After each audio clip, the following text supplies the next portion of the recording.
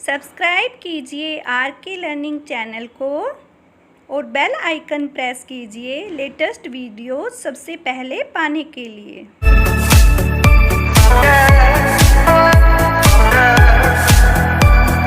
Hello friends, welcome to R K learning academy. Friends, आज के इस वीडियो लेक्चर में हम ईवीएस वन लाइनर क्वेश्चंस को करेंगे जो कि प्रीवियस ईयर्स में अक्सर पूछे गए मोस्ट इम्पोर्टेंट क्वेश्चंस हैं।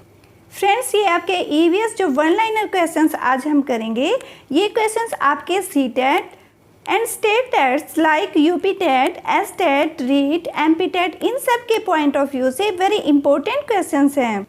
फ्रेंड्स, इन क्वेश्चंस को हम आज इतने अच्छे से करेंगे कि आप कभी भूल ही नहीं पाएंगे। फ्रेंड्स, आई होप वीडियो आपके लिए बेनिफिशियल रहने वाली है और आपको पसंद भी जरूर आएगी, तो आप इसे लाइक एंड शेयर जरूर कर दीजिएगा। अगर आप चैनल पर फर्स्ट टाइम विजिट करें तो चैनल को सब्सक्राइब कर लीजिएगा, साथ ही बेल आइकन को प्रेस कर लीजिएगा ताकि हर न्यू अपडेट का नोटिफिकेशन सबसे पहले आपको मिल सके।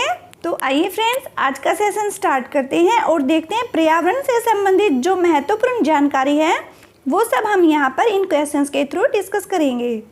फर्स्ट देखिए फ्रेंड्स, वायु क्या है? What is air? तो हमारी वायु क्या है? गैसों का मिश्रण है जिसमें नाइट्रोजन 78% और ऑक्सीजन 21% होती है। और कार्बन डाइऑक्साइड की मात्रा कितनी रहती है, क्योंकि ये भी एक महत्वपूर्ण गैस होती है। वायु में कार्बन डाइऑक्साइड की मात्रा कितनी हो जाएगी? 0.03%। नेक्स्ट देखिए फ्रेंड्स, पृथ्वी के सबसे करीब का मंडल है। कौन सा मंडल है पृथ्वी के सबसे जो नज़दीक है? क्षोभ मंडल।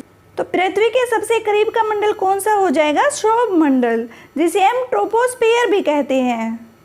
तो फ्रेंड्स, हमने जाना कि वायु गैसों का मिश्रण होता है। इसमें कौन कौन सी गैसें कितनी मात्रा में होती है ये हमने जान लिया। उसके बाद आते हैं मंडल।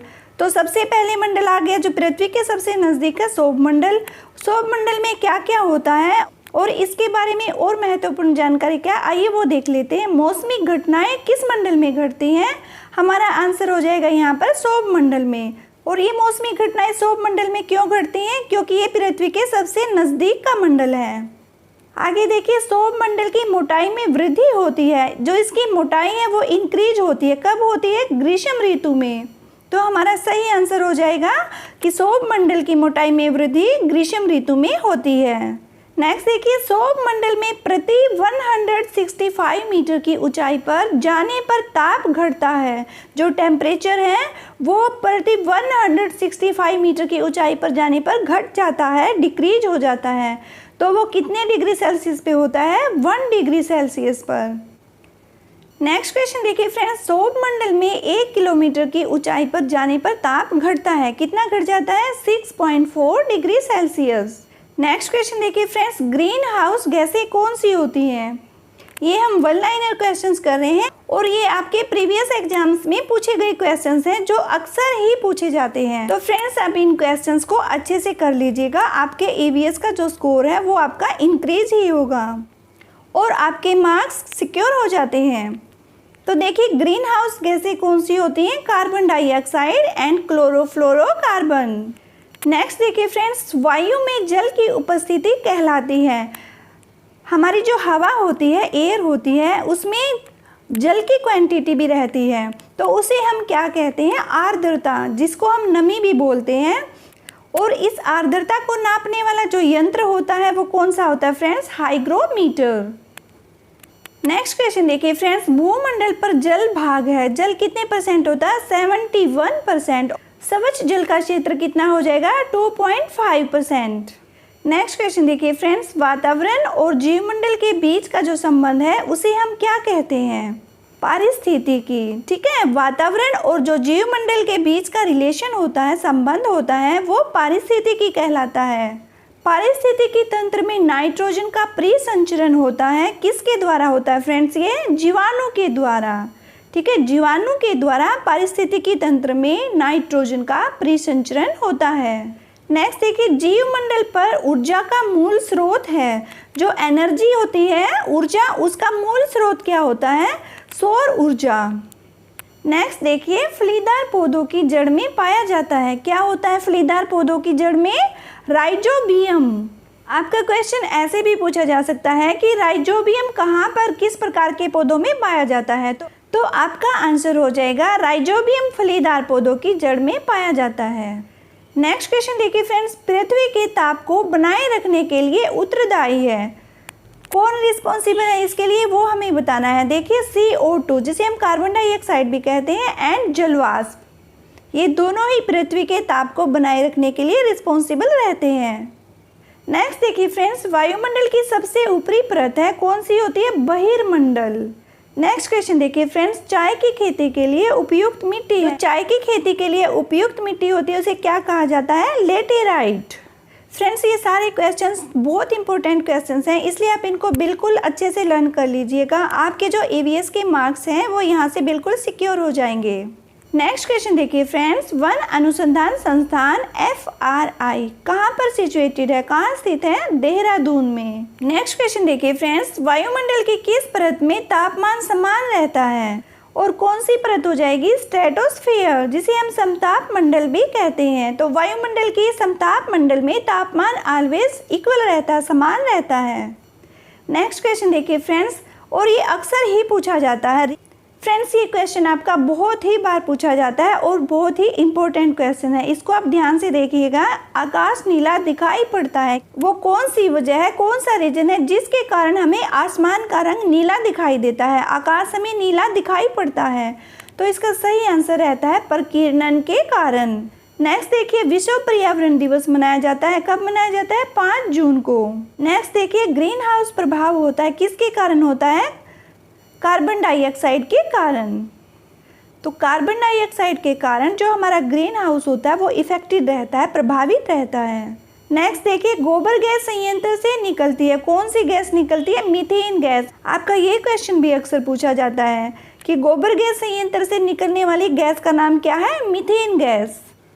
नेक्स्ट क्वेश्चन देखिए फ्रेंड्स, वायुयान उड़ानों की आदर्श दशा पाई जाती है, कौन से मंडल में पाई जाती है, समताप मंडल में जिसे हम स्ट्रेटोस्फीयर भी कहते हैं। वायुयानों को उड़ाने का जो सही वातावरण रहता है वो समताप मंडल में ही होता है, इसलिए वायुयान उड़ाने की आदर्श दशा कहाँ पर पाई जाती है, स्ट्रेटोस्फीयर में, समताप मंडल में।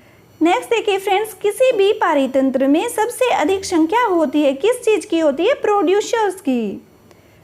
नेक्स्ट देखिए फ्रेंड्स, पृथ्वी पर वायुमंडल का कारण है, जो हमारी पृथ्वी है, अर्थ है, हमारे इस प्लेनेट पर वायुमंडल होने की क्या वजह है, जो हमारा वायुमंडल है उसके होने की क्या वजह है वो हमें बतानी है। और इसका सही आंसर हमारा रहता है गुरुत्व, जो ग्रेविटी होती है उसकी वजह से पृथ्वी पर वायुमंडल रहता है।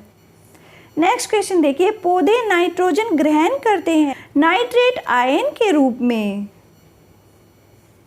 तो फ्रेंड्स, नाइट्रेट आयन के रूप में नाइट्रोजन को ग्रहण करते हैं कौन, पौधे। नेक्स्ट देखिए, चिपको आंदोलन संबंधित है, किससे संबंधित है चिपको आंदोलन, वन संरक्षण से, जो फॉरेस्ट की कंजर्वेशन है उससे रिलेटेड है चिपको आंदोलन। और ये बहुत ही इंपॉर्टेंट टॉपिक है, इसको आप अच्छे से कर लीजिएगा। नेक्स्ट क्वेश्चन देखिए friends, Indian institute of forest management स्थित है, कहाँ पर स्थित है ये, भोपाल में। नेक्स्ट क्वेश्चन देखिए, मौसम को प्रभावित करने वाले कारक हैं, कौन कौन से ऐसे कारक हैं जो मौसम को प्रभावित करते हैं, इफेक्ट करते हैं मौसम पर, और ये हमारे हो जाएंगे ताप, वायु और वर्षा।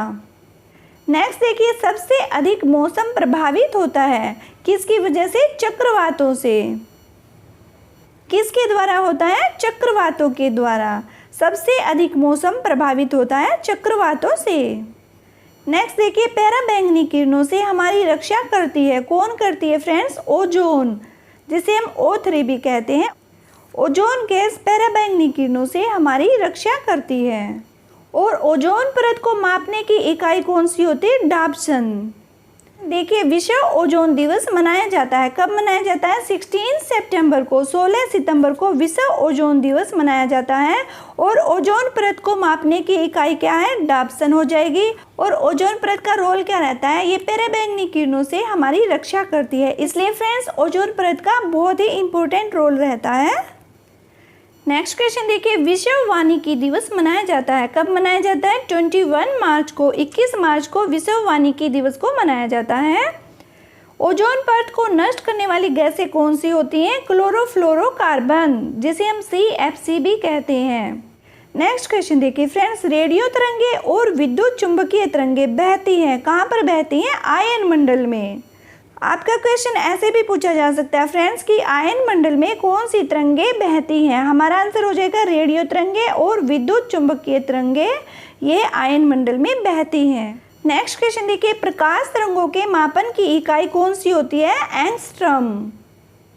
नेक्स्ट देखिए, पृथ्वी के वायुमंडल का सर्वाधिक घनत्व होता है कौन से मंडल में होता है? आयन मंडल में। नेक्स्ट क्वेश्चन देखिए फ्रेंड्स, भूपर्पटी पर सर्वाधिक मात्रा में पाया जाने वाला तत्व कौन सा होता है? और हमारा सही आंसर रहेगा ऑक्सीजन। ऑक्सीजन सर्वाधिक मात्रा में पाए जाने वाला तत्व होता है भूपर्पटी पर। नेक्स्ट देखिए, ब्रह्मांड में सर्वाधिक मात्रा में पाए जाने वाला तत्व कौन सा होता है? हाइड्रोजन। नेक्स्ट क्वेश्चन देखिए फ्रेंड्स, संसार का सर्वाधिक प्रसिद्ध कीटनाशक होता है कौन सा? DDT। आपसे क्वेश्चन में ऐसे भी पूछा जा सकता है कि DDT क्या होता है? तो फ्रेंड्स इसका सही आंसर हो जाएगा सर्वप्रसिद्ध कीटनाशक। पूरे संसार का जो सर्वाधिक प्रसिद्ध कीटनाशक होता है वो DDT होता है। नेक्स्ट क्वेश्चन देखिए, अम्लीय वर्षा का मुख्य कारक है, जो एसिड रेन होती है उसका मेन फैक्टर हमें बताना है, क्या रहता है? सल्फर डाइऑक्साइड, जिसे हम SO2 के नाम से भी जानते हैं। नेक्स्ट क्वेश्चन देखिए फ्रेंड्स, ओजोन परत मिलती है कहाँ पर मिलती है? ये समताप मंडल में। और समताप मंडल में क्या होता है? हमारे जो एरोप्लेन्स होते हैं, वायुयान होते हैं, उनके लिए भी एक आदर्श मंडल होता है। नेक्स्ट क्वेश्चन देखिए, क्षारीय मृदा में उगने वाला पौधा कहलाता है, क्या कहेंगे उसको? हेलोफाइट। नेक्स्ट क्वेश्चन देखिए, मरुस्थल में उगने वाला पौधा कहलाता है, उसे क्या कहेंगे फ्रेंड्स? जो मरुस्थल में पौधा उगता है वो कहलाएगा जेरोफाइट। और क्षारीय मृदा में उगने वाला हेलोफाइट। नेक्स्ट देखिए, गैर परंपरागत ऊर्जा स्रोत है सौर विकिरण। और आज का हमारा लास्ट क्वेश्चन देखिए फ्रेंड्स, संचार उपग्रह किस मंडल में अवस्थित होते हैं? जो हमारे सैटेलाइट्स होते हैं, संचार उपग्रह होते हैं, वो कहाँ पर होते हैं वो हमें बताना है। और हमारा सही आंसर हो जाएगा आयन मंडल में, क्योंकि यहाँ पर रेडियो तरंगे होती हैं। तो हमारे जो सैटेलाइट्स होते हैं, संचार उपग्रह होते हैं, वो कहाँ पर होते हैं?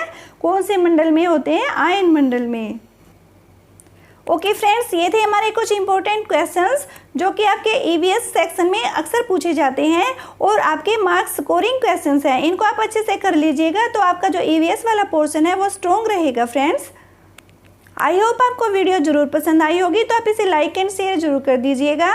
अगर आप चैनल पर फर्स्ट टाइम विजिट कर रहे हैं तो चैनल को सब्सक्राइब कर लीजिएगा, साथ ही बेल आइकन को प्रेस कर लीजिएगा ताकि हर न्यू अपडेट का नोटिफिकेशन सबसे पहले आपको मिल सके। आपके कोई भी सजेशंस हैं तो कमेंट सेक्शन में कमेंट करके ज़रूर बताइएगा।